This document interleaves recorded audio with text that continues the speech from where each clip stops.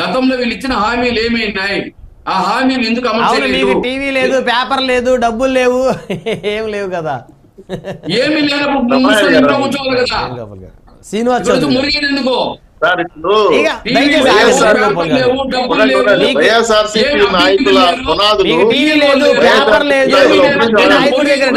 వైఎస్ఆర్సీపీ నాయకుల పునాదులు వివేకానంద రెడ్డి గారి రక్తంతో, గోలికత్తి సింగ్ రక్తంతో కలిసి ఉన్నాయని సొంత చెల్లెలు చెప్తున్నారు. పరాకాష్ట రాష్ట్రం కూతుర్లో ఓట్లు వేయకుండా దుర్మార్గంగా రాజకీయంగా పోలీసులను వాడుకుని, ప్రభుత్వాన్ని వాడుకుని బూతులు కబ్జా చేయాలని, రిగ్గింగ్ చేయాలని కుట్ర చేస్తున్న ప్రభుత్వం ఏదైనా ఉంటే వైఎస్ఆర్సీపీ ప్రభుత్వం. సో ఈ విధంగా రక్తాంతో తడిచిన పునాదులు మీరు అడిగిన సమాధానం చెప్పాలి. మేము చేస్తామా? ఎలా చేస్తాం సార్? మేము తాగుబోతు ప్యాకేజ్ పెట్టి 25,000 కోట్ల రూపాయలు 25 ఏళ్ళు తెచ్చుకున్నాం. మేము చేయలేము.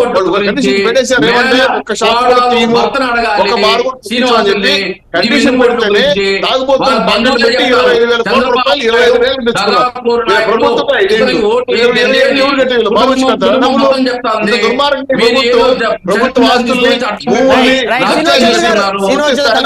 ఉంటే రాష్ట్ర ప్రజలు సార్ ఒకటే మాట్లాడుతున్నా, జగన్మోహన్ రెడ్డి గారు ఈ రోజు సొంత కుటుంబ సభ్యుల దగ్గర ఓట్లు వేసుకున్న జగన్మోహన్ రెడ్డి గారు రాష్ట్ర ప్రజలు ఎందుకు ఎట్లా ఓట్లేస్తాం? సొంత చెల్లెలకి న్యాయం చేయాలి.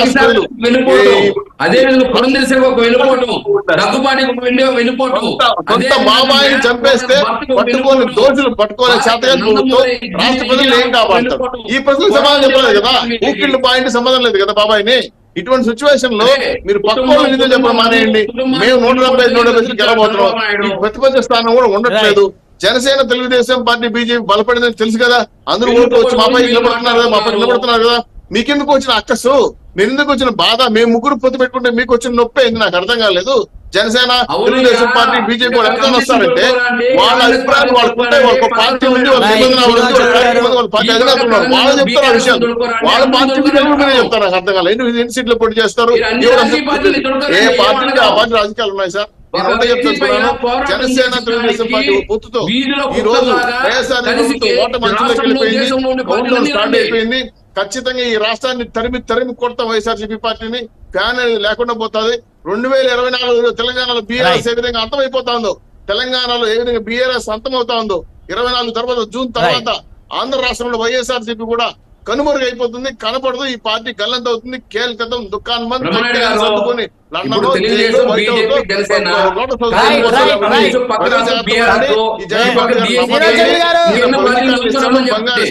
భూములు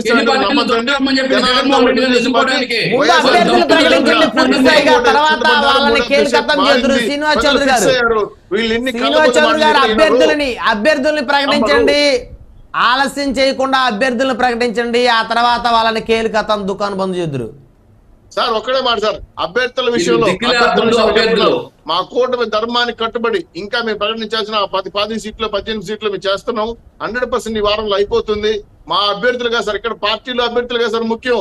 పార్టీ సింబల్, పార్టీ కార్యక్రమం, పార్టీ నిబంధనావళి, పార్టీ ప్రోగ్రాం ముఖ్యం. రాష్ట్ర ప్రజలు ఎవరు కూడా అభ్యర్థులు చూసి ఓటేయరు, పార్టీ సింబల్ చూసి ఓటేస్తారు. అభ్యర్థులు 30% వరకు ఉంటుంది. దీనిపైన మల్లగులాలు పడేది అవసరం లేదు. ఆల్రెడీ డిసైడ్ చేసుకున్నాం. Janasena, Telugu Desam party list finalise అయిపోయింది. బీజేపీ వారు ఇంకా ఇవ్వలేదు. వాళ్ళ కేంద్ర ప్రభుత్వం అనుమతిస్తే లిస్ట్ రాదు. ఆ లిస్ట్ తీసుకొని మొత్తం ఈ వారంలో ప్రకటించే అవకాశం ఉంది. కాబట్టి బీజేపీ వారు లిస్ట్ కోసం వెయిట్ చేస్తున్నాం తప్ప మా అభ్యర్థుల లిస్ట్ క్లియర్. మేము రెడీగా ఉన్నాం, ready to fight. Janasena, Telugu Desam party, BJP కుటుంబంతో మట్టి కనిపించడానికి వైఎస్ఆర్సీపీ పార్టీ రెడీగా ఉన్న మా సైన్యం కస్మత్